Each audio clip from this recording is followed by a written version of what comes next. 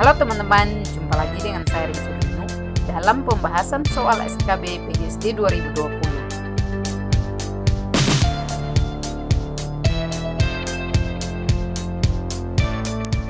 Jangan lupa subscribe dan bunyikan loncengnya ya. Terima kasih.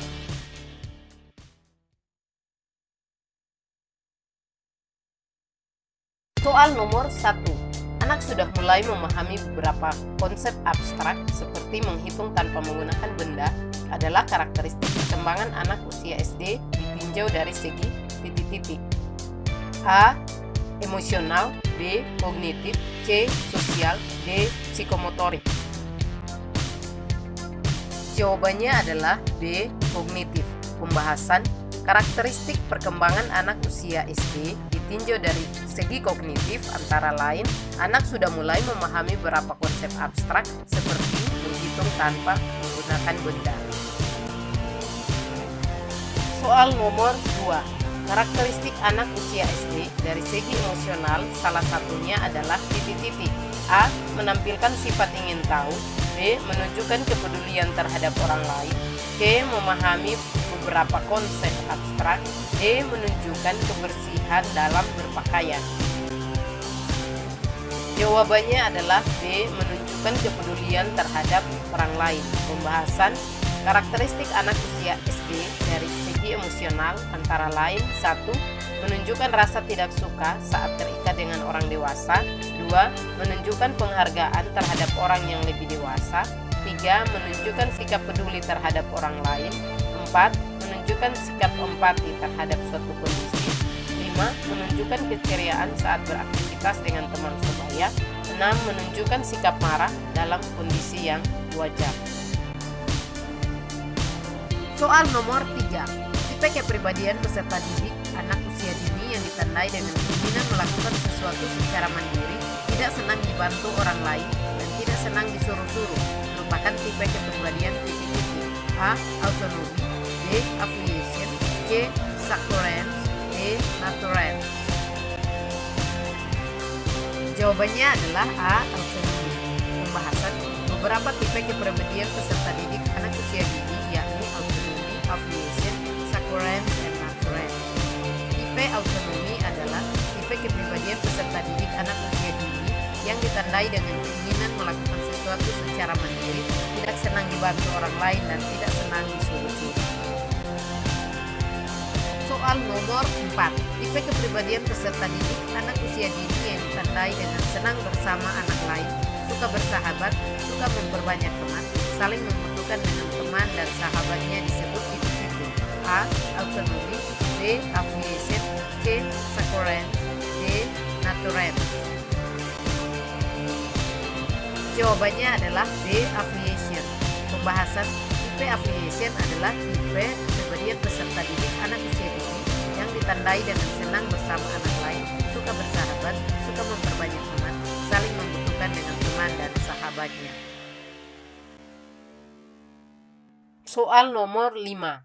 Adanya kesulitan belajar di mana anak tidak naik kelas hingga 2 kali, berada pada level titik-titik.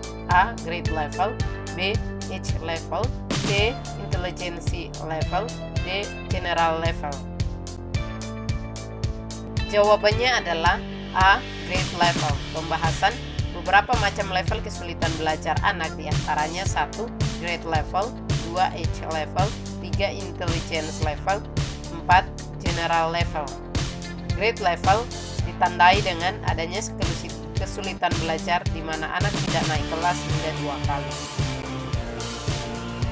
Soal nomor 6.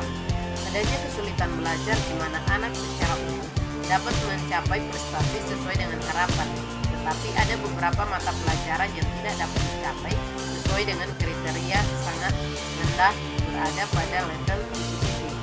A. Grade level, B. Age level, C. Intelligence level, D. General level. Jawabannya adalah D.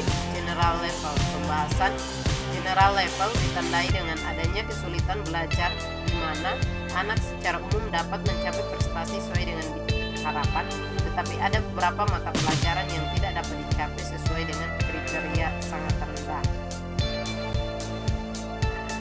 Soal nomor 7. Tahap perkembangan di mana pemahaman anak dicapai melalui eksplorasi dirinya sendiri dan memanipulasi fisik motorik melalui pengalaman sendiri disebut titik-titik. A. Enaktif, B. Ikonik, C. Simbolik, D. Elementalistik. Jawabannya adalah A. Enaktif. Pembahasan tahap enaktif adalah tahap perkembangan di mana pemahaman anak dicapai melalui eksplorasi dirinya sendiri dan memanipulasi fisik motorik melalui pengalaman sendiri. Soal nomor 8. Tahap perkembangan di mana anak sudah memahami simbol-simbol dan konsep seperti bahasa dan angka sebagai representasi simbol disebut titik-titik. A.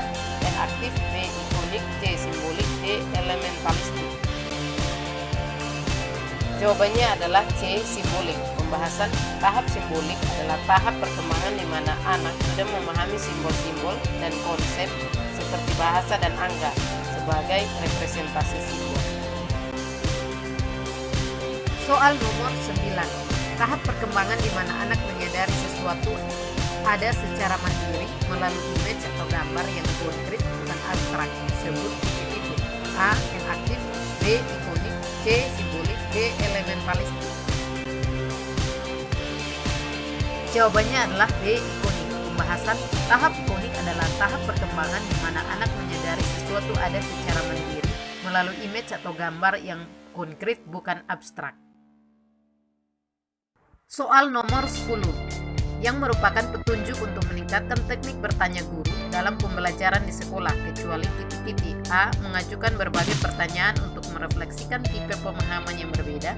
B. Tidak memberikan pertanyaan dengan bahasa yang suka dipahami peserta didik. C. Memberikan pertanyaan secara sistematis. D. Memberikan pertanyaan yang bermakna ganda. Jawabannya adalah D. Memberikan pertanyaan yang bermakna ganda. Pembahasan beberapa petunjuk untuk meningkatkan teknik bertanya guru, diantaranya 1. Mengajukan berbagai pertanyaan untuk merefleksikan tipe pemahaman yang berbeda. 2. Tidak memberikan pertanyaan dengan bahasa yang suka dipahami peserta didik. 3. Memberikan pertanyaan secara sistematis. 4. Menghindari pertanyaan yang bermakna ganda. 5. Menghindari pertanyaan yang memberikan informasi tentang jawabannya. Jadi yang bukan petunjuk untuk meningkatkan teknik bertanya guru dalam pembelajaran di sekolah adalah memberikan pertanyaan yang Halo teman-teman, jumpa lagi dengan saya Rinsu Binu dalam pembahasan soal SKB PGSD 2020.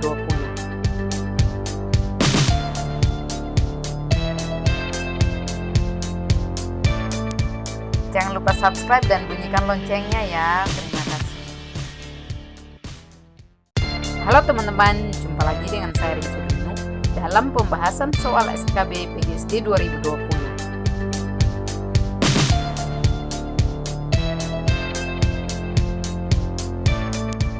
Jangan lupa subscribe dan bunyikan loncengnya ya.